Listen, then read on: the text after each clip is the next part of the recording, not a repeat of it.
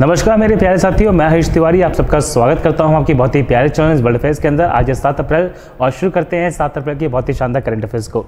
साथियों, कल आपसे मैंने क्वेश्चन पूछा था कि भारत का वो कौन सा रेलवे जोन है जिसे पूर्ण रूप से यहाँ पे फुली इलेक्ट्रिफाइड कर दिया गया है। तो इसका सही आंसर यहाँ पे वेस्ट सेंट्रल रेलवे, और वेस्ट सेंट्रल रेलवे का जो मुख्यालय हेडक्वार्टर है वो पड़ता है जबलपुर के अंदर, yes, in the state of Madhya प्रदेश।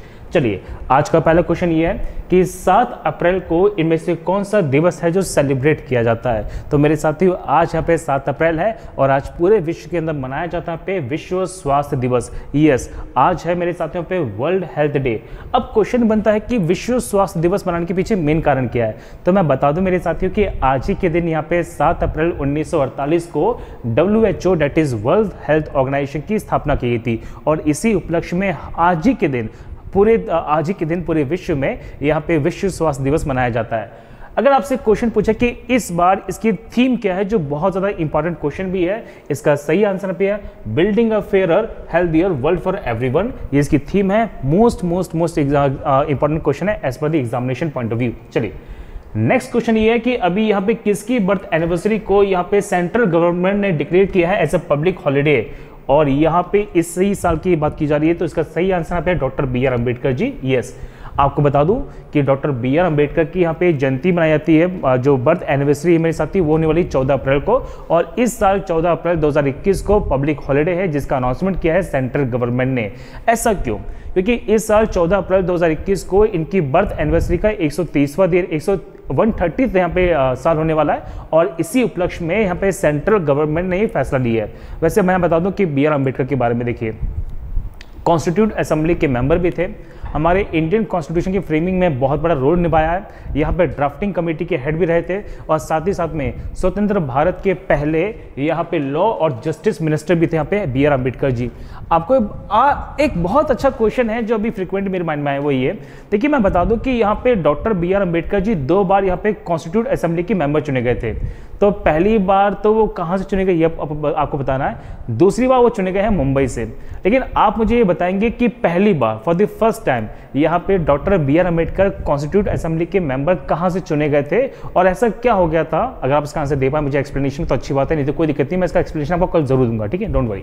चलो, आपको बता दो कि इनके मरने के बाद 1990 में, बहुत लेट मिला लेकिन मिला जरूर, तो 1990 में इनकी जो कार्य थे वो पहचाने गए, रिकग्नाइज किए गए, और इसी कारण से इन्हें भारत का सर्वोच्च पुरस्कार भारत रत्न भी दिया गया 1990 में मरणोपरांत। चलिए, नेक्स्ट क्वेश्चन ये है कि अभी हाल ही में मनोहर पारिकर के ऊपर बहुत ही शानदार किताब है जो लिखी गई, जिसका नाम है Manohar Parrikar brilliant mind simple life. ये किसके द्वारा लिखी गई है? तो ये लिखी गई है मेरे साथियों पे नितिन गोखले के द्वारा। यस, तो नितिन गोखले जी ने इनके ऊपर किताब लिखी है जिसमें मनोहर पारिकर की पूरी जर्नी बताई गई है, किस प्रकार से एक IIT स्टूडेंट सोशल वर्कर बनता है, फिर वहाँ पे CM बनता है गोवा का, और बाद में डिफेंस मिनिस्टर।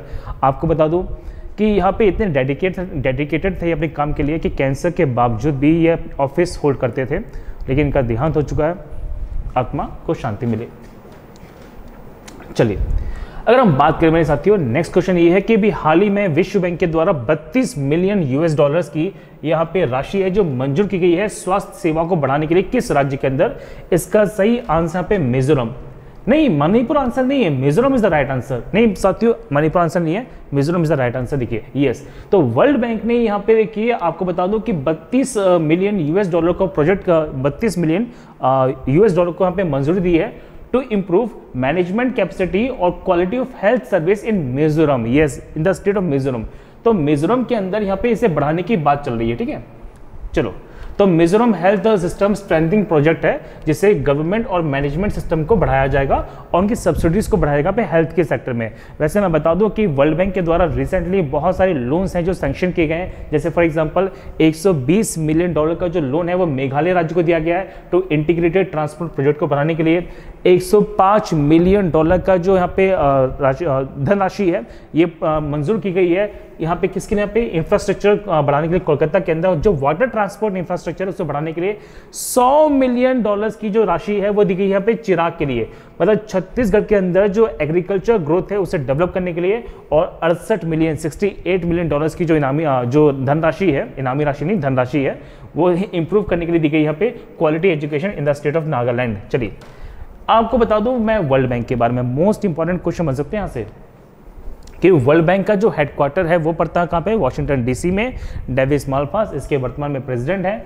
ये जो पेरेंट ऑर्गेनाइजेशन वर्ल्ड बैंक की है, फाउंडेड किया गया था 1944 में, जुलाई 1944 में ब्रिटेन वुड्स के अंदर। आपको बता दूं कि बहुत सारे रिपोर्ट्स हैं, बहुत सारे इंडेक्स हैं जो वर्ल्ड बैंक के द्वारा पब्लिश किए जाते हैं। फॉर एग्जांपल जैसे ease of doing business report है, मोस्ट इंपॉर्टेंट है, ये आपसे पूछेंगे एग्जामिनेशन में।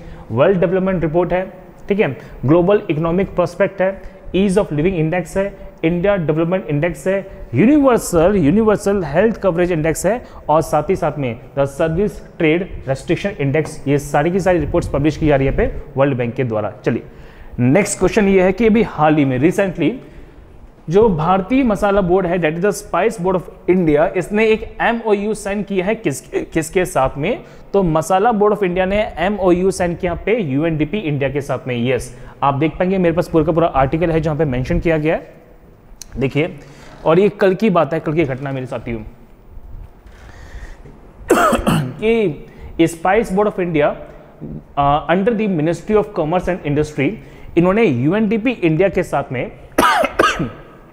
एक MOU साइन किया, और ये साइन किया गया है बेसिकली चिली और टर्मरिक फार्मिंग को बढ़ावा देने के लिए। भारत में बहुत सारे मसाले हैं जिन्हें विश्व जगत पर या विश्व पटल पर बहुत ज़्यादा प्राथमिकता दी गई है, तो भारत में चिली और टर्मरिक फार्मिंग को बढ़ाया जाए और विश्व भर में इन्हें पहचान मिली, इसके लिए यहाँ पे एक MOU साइन किया गया है UNDP इंडिया के साथ में।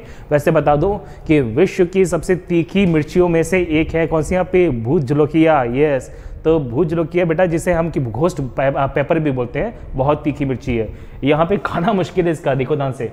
तो ये बहुत तीखी मछली बोल रहा हूँ, मिर्ची है जो भारत के क्षेत्र में ही उगती है, तो भूज लो क्या, याद कर लीजिएगा, मैं खा चुका हूँ इसको, ठीक है। चलो अगर हम बात करें स्पाइस बोर्ड ऑफ इंडिया के बारे में, तो स्पाइस बोर्ड ऑफ इंडिया का जो हेडक्वार्टर है वो कहाँ पर है, कोच्चि में है। और यहाँ पे देखिए 26 फरवरी 1987 को 87 को इसे फाउंडेड किया गया था पे, ये आपसे एग्जामिनेशन में क्वेश्चन पूछेंगे। चलो अगर हम बात करें ministry of commerce and industry के बारे में मेरे साथियों, तो यहाँ पे आपको पता होना चाहिए कि अभी वर्तमान में पीयूष गोयल जी इसको हेड कर रहे हैं, और हरदीप सिंह पुरी जी यहाँ पे स्टेट इंडिपेंडेंट चार्ज में शामिल हैं। चलिए नेक्स्ट क्वेश्चन ये है कि रिसेंटली यहाँ पे किस व्यक्ति को या किन्हें यहाँ पे वियतनाम का नया प्रधानमंत्री चुना गया है, तो ये चुना गया पे फाम मिनचिन को। यस, तो फाम मिनचिन यहाँ पे नए प्रधानमंत्री हैं किसके, वियतनाम के। आप देख पाएंगे इन्हें यहाँ पे चुना गया है 5 अप्रैल को ही। यस, तो हम बात करें फाम मिनचिन के बारे में, तो कम्युनिस्ट पार्टी ऑफ वियतनाम से आते हैं और ये वियतनाम के नए यहाँ पे प्रधानमंत्री भी हैं। देखिए अगर हम बात करें वियतनाम की, तो भारत का ही पड़ोसी देश यहाँ पे वियतनाम है, जो साउथ ईस्ट एशिया में, जो यहाँ पे साउथ एशिया में शामिल है, और खासकर साउथ ईस्ट एशिया में शामिल है। ये पूरा का पूरा एक क्षेत्र है जो यहाँ पे शामिल किया गया, जिसमें लाओस है, थाईलैंड, कंबोडिया, और यहाँ पे पूरा वियतनाम में, देखिए चाइना के नीचे। वैसे वियतनाम की जब मैं बात करूँ ना, तो वियतनाम के बीच में एक पैरेलल लैंड है जिससे हमेशा क्वेश्चंस पूछते हैं। तो वियतनाम को भी बेसिकली 2 भागों में बांटा गया है, जिसमें नॉर्थ वियतनाम है और सदर्न वियतनाम है, और इनको यहाँ पे बांटने वाली एक लाइन है जिसे बोलते हैं 17 पैरेलल। वैसे बता दो ये 17 पैरेलल नॉर्थ लाइन है, कौन से पे, नॉर्थ लाइन भी है, आपसे एग्जामिनेशन में क्वेश्चन पूछेंगे फ्रीक्वेंटली। तो यहाँ पे 17 पैरेलल लाइन है जो नॉर्थ वियतनाम और यहाँ पे सदर्न वियतनाम को आपस में कट करती है, आपस में बांटती भी है। चलिए देखिए साथियों, नेक्स्ट क्वेश्चन ये है कि रिसेंटली यहाँ पे जो प्रेसिडेंट हमारे रामनाथ कोविंद जी, उन्होंने यहाँ पे अपॉइंट किया यहाँ पे CGI NV रमन्ना जी को। यस, तो वो यहाँ पे किस क्रम के हमारे CGI बने हैं, तो इसका सही आंसर है 48th। यस, तो 48th CGI ऑफ इंडिया, आपसे एग्जामिनेशन क्वेश्चन पूछेंगे।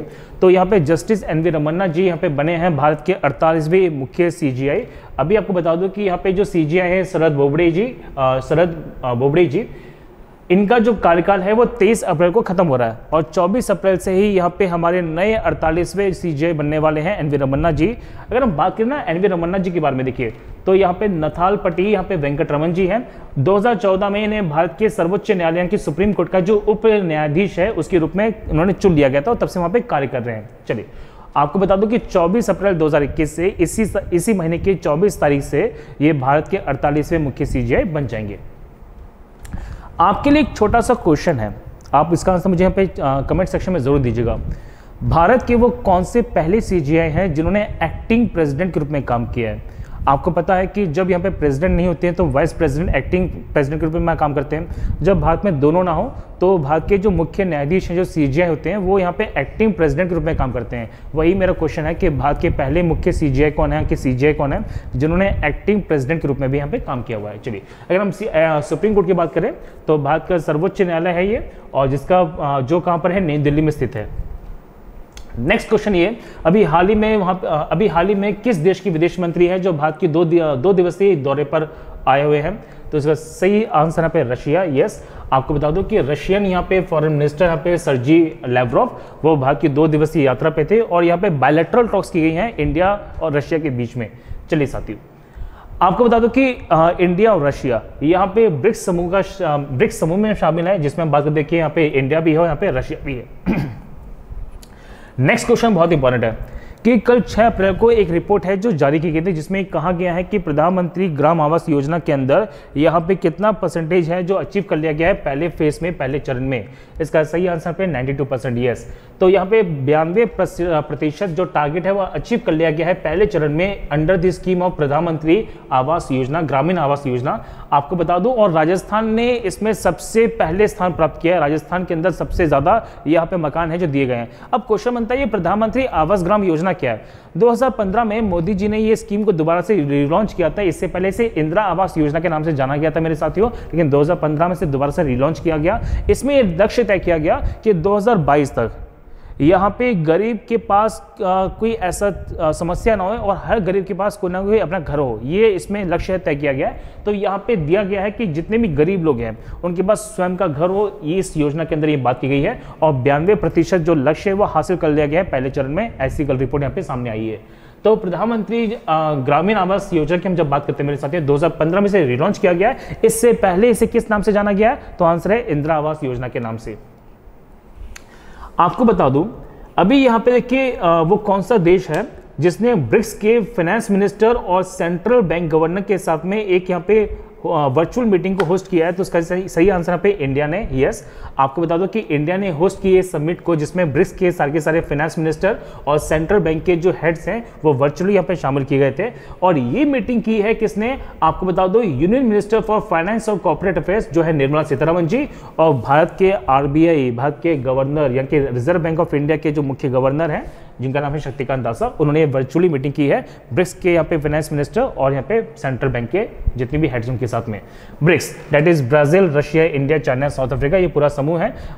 विश्व की यहाँ पे तेज गति से बढ़ती हुई अर्थव्यवस्था का जो पूरा का पूरा समूह है वो पूरा ब्रिक्स है। चलिए, आपको बता दो कि अभी एक नेशनल डायलॉग है जो किस पर आयोजित किया गया है? वो किया गया पे excellence and innovation for competitive and sustainable chemical manufacturing in India.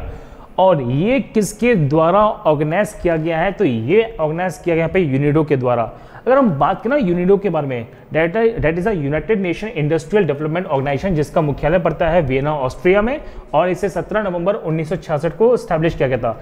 तो यहाँ पे यूनिडो इंडिया के द्वारा ये पूरा का पूरा जो चीज़ है इसे ऑर्गेनाइज किया गया है। और आपको बता दो कि इसमें पूरी कोशिश की गई है कि भारत के जो केमिकल्स हैं या भारत के अंदर जो केमिकल इंडस्ट्री है उसे और ज़्यादा तेज गति से बढ़ाया जाए। वैसे बता दूं कि अभी भारत की जो केमिकल इंडस्ट्रीज है वो $178 बिलियन को यहाँ पे प्राप्त कर चुकी है इन द ईयर 2019, और इसके लक्ष्य को बढ़ाया जा रहा है $304 बिलियन तक 2025 तक। और इसी के लिए पूरी की पूरी वर्चुअल मीटिंग है जो की गई यहाँ पे DV सदानंद गौड़ा जी के द्वारा। यस, तो आप देख पाएंगे कि हम जब बात करते हैं Ministry of Chemicals and Fertilizer of India के बारे में, तो DV सदानंद गौड़ा जी इसके यहाँ पे अभी हेड कर रहे हैं। आपको बता दो कि ये जो DV सदानंद गौड़ा जी है ना, ये कर्नाटका के चीफ मिनिस्टर भी थे, 20वें चीफ मिनिस्टर भी रह चुके थे। आपसे एग्जामिनेशन में फ्रिक्वेंटली क्वेश्चन पूछ सकते हैं। चलो, नेक्स्ट क्वेश्चन थोड़ा सा इंपॉर्टेंट है करंट की पॉइंट ऑफ व्यू से, और ये अभी बहुत चर्चा में भी है कि अभी हाल ही में वो कौन सा राज्य बना है भारत का जिसने 8 मिलियन जो वैक्सीन है लगा दी हैं, और देश में ऐसा पहला राज्य बन चुका है। इसका सही आंसर है महाराष्ट्र है। आप जानते हैं कि महाराष्ट्र भी यहाँ पे बहुत बड़ा हॉटस्पॉट है यहाँ पे कोरोना का, और जो कोरोना के यहाँ पे सेकंड जो लहर आई है, जो सेकंड वेव आई है, इसमें सबसे तेज गति से यहाँ पे जो केसेस है वो आना शुरू भी हो गए हैं।